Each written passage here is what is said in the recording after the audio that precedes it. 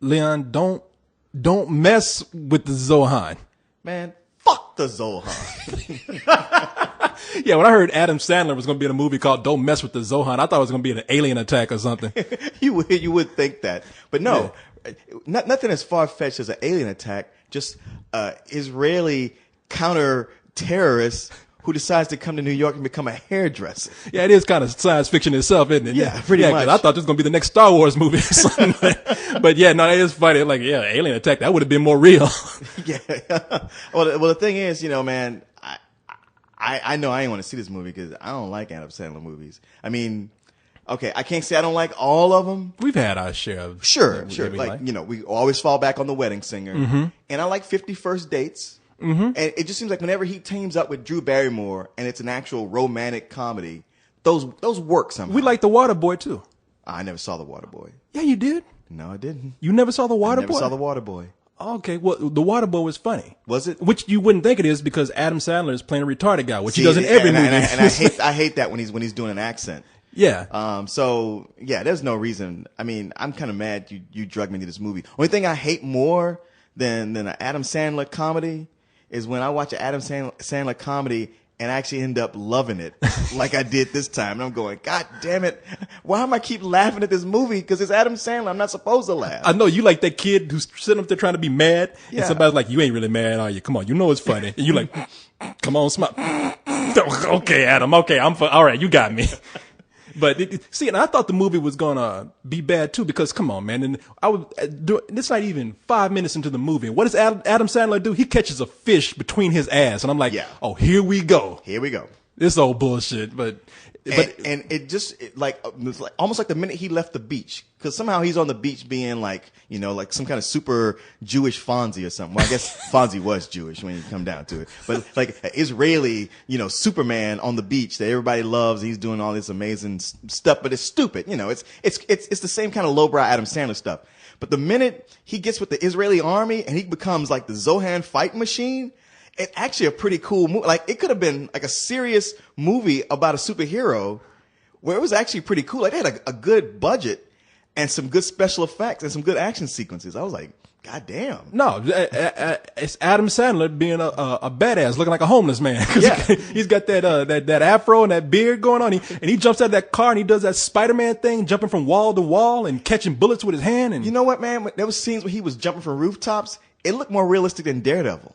Yeah, no, that's true, man. I mean, they got a good stunt coordinator for this movie, but mostly it's funny. Yeah, I mean, and it's stupid, but it's still funny. Well, the thing is, finally, Adam Sandler's hit on a movie that what I hate about his movies is that they lowbrow, they play to the lowest common denominator, and they run jokes into the ground, and it's still everybody loves them. Well, at least all the morons still love them.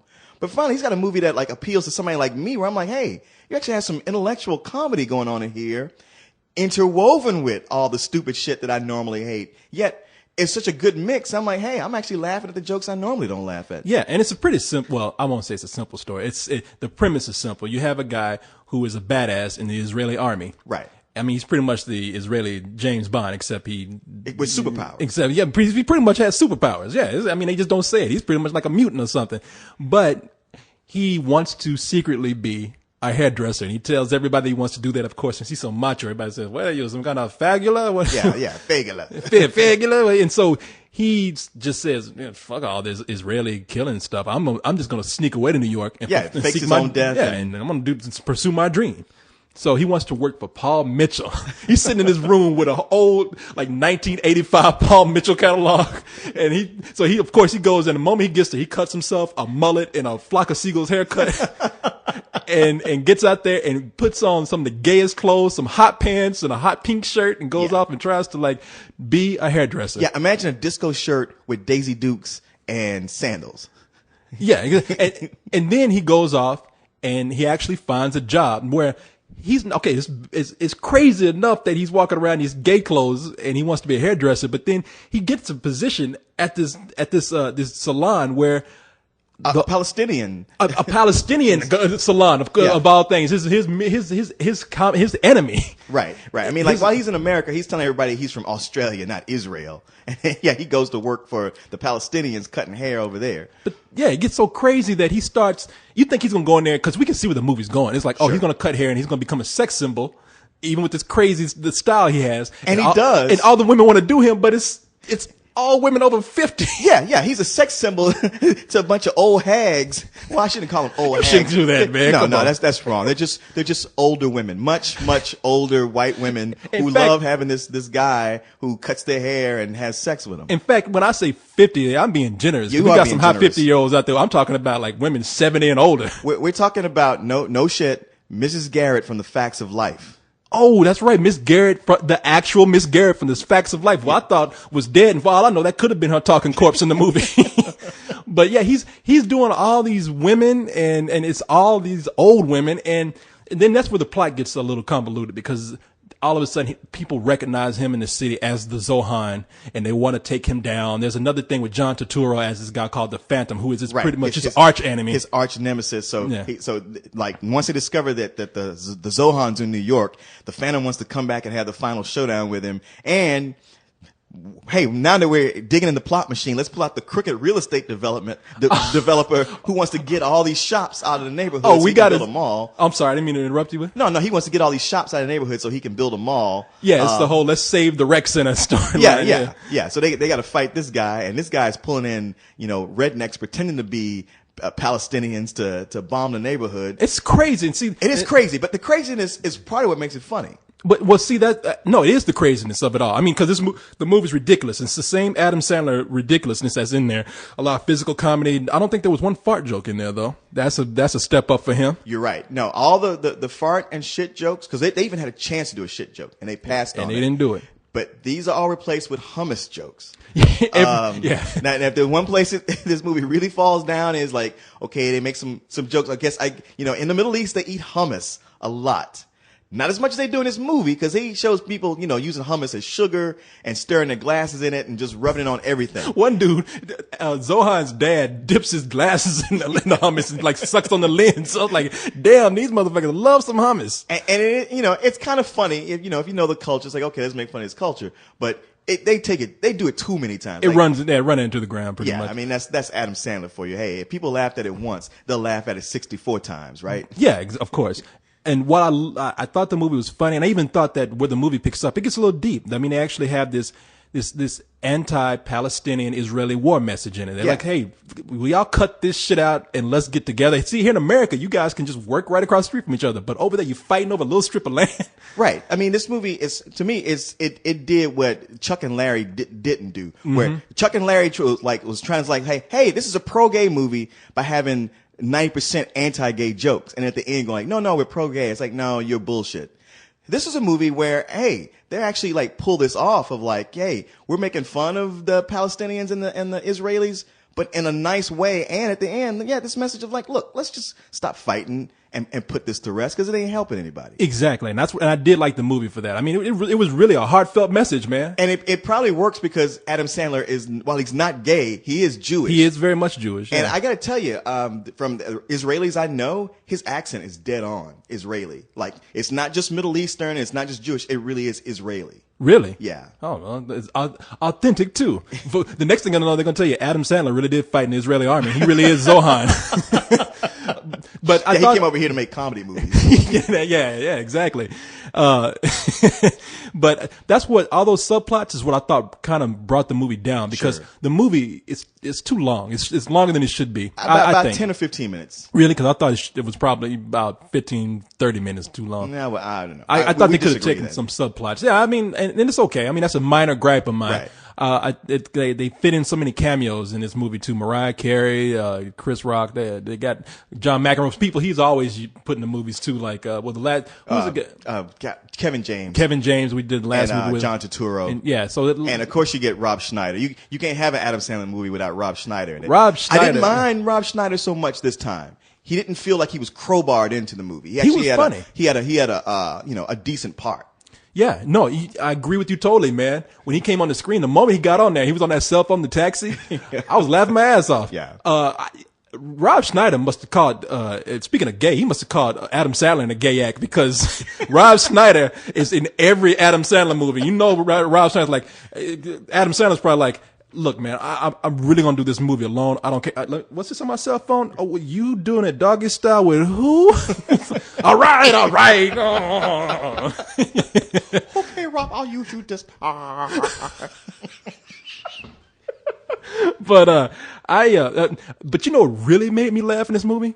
Ooh. And it wasn't even that big of a joke. It just told me something about Adam Sandler and probably a lot of people in Hollywood. What's that? Adam Sandler hates the shit out of Mel Gibson. Oh my God! Yes, there's so many. It's funny because the Mel Gibson issues seem like it's almost dead now, but not to Adam Sandler. He is pissed about that because he makes so much fun of Mel Gibson. Not like where it takes over the movie, but just sliding those digs in ever so often. Oh yeah, you know, if Adam Sandler could be Zohan on anybody, he would kill Mel Gibson. He would snap that motherfucker's neck. Well, you know what? I bet like a lot of people, Mel Gibson broke his heart.